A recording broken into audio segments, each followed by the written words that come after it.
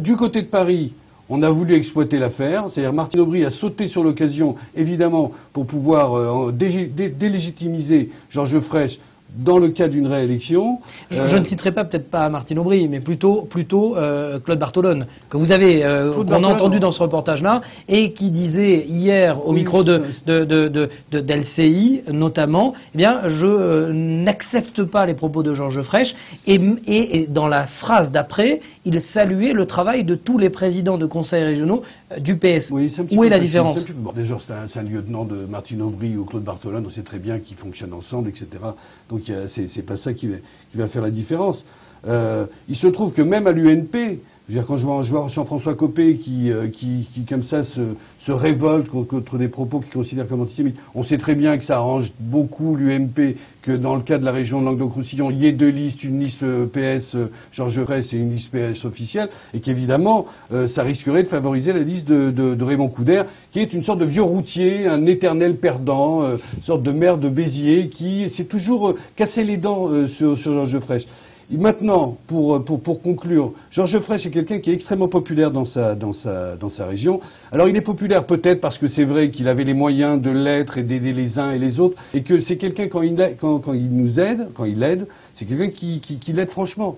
Donc les gens.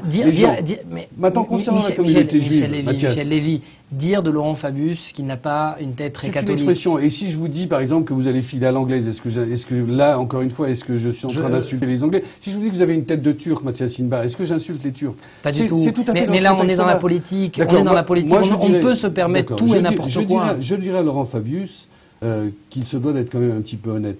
C'est bien beau de revendiquer en quelque sorte une appartenance au judaïsme quand ça peut l'arranger et que ça peut servir en quelque sorte un petit peu ses prétentions politiques.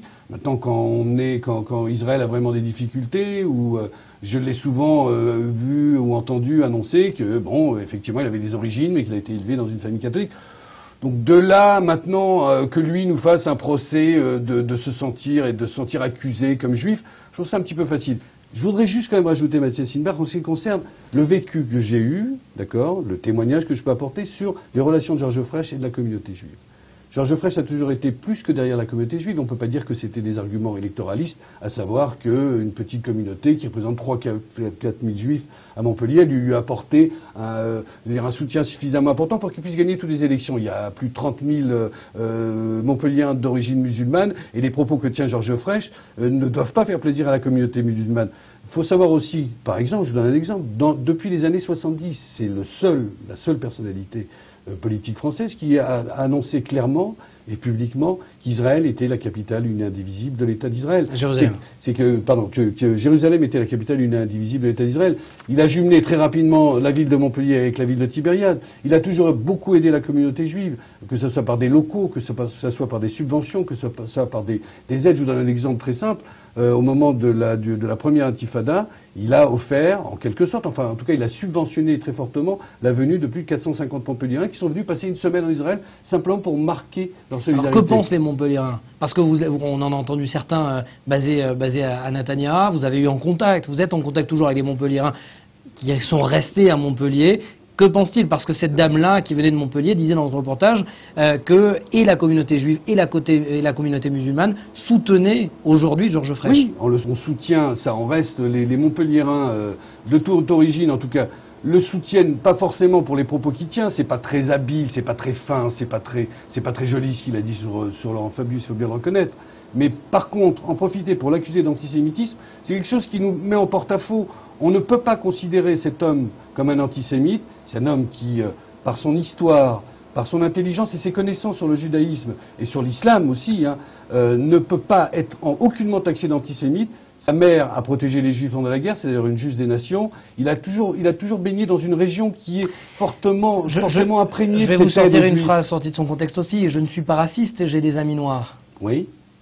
C'est le même registre. C'est pas tout à fait le même registre. Quand on dit à quelqu'un vous avez une tête pas très catholique, surtout si ça se situe en France ou dans un contexte, je veux dire, qui ne l'a pas prononcé ce genre de phrase? Et même si c'est pas très élégant, je reconnais que c'est pas très élégant, on ne peut pas accuser quelqu'un d'antisémite pour ce genre de formule, parce qu'il ne l'est pas, parce qu'il a prouvé, et parce que nous, juifs, pouvons véritablement, en tout cas, l'ayant côtoyé, pouvons témoigner qu'il n'a jamais tenu de propos antisémites et qu'il n'a jamais eu d'attitude antisémite. Et je dirais même, Georges Frest est un philosémite. Ça ne plaît pas forcément à ses adversaires. Regardez ce qui s'est passé avec Agresco. Agresco est une compagnie, une société israélienne qui veut s'implanter dans le port de Sète et donc prospérer. Je veux dire, Georges Frêche n'a pas hésité, non seulement parce qu'il pense que le projet économique est viable, mais il n'a pas hésité à ce que le Conseil régional subventionne de 200 millions d'euros pour que cette société puisse venir s'installer dans le port de Sète.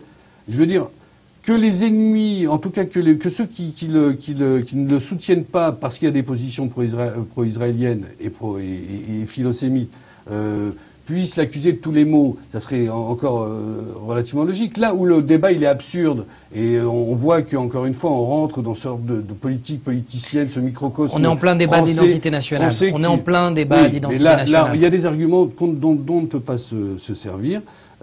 S'il était antisémite, ça serait clair, net et précis. Georges Frêche n'est pas antisémite. C'est votre avis. C'est votre avis en tout cas. C'est mon avis. Je pense que c'est l'avis de beaucoup, en tout cas, d'anciens Montpelliérains qui aujourd'hui vivent en Israël. Et de partout dans le monde. Merci, Michel Lévy. Avec plaisir.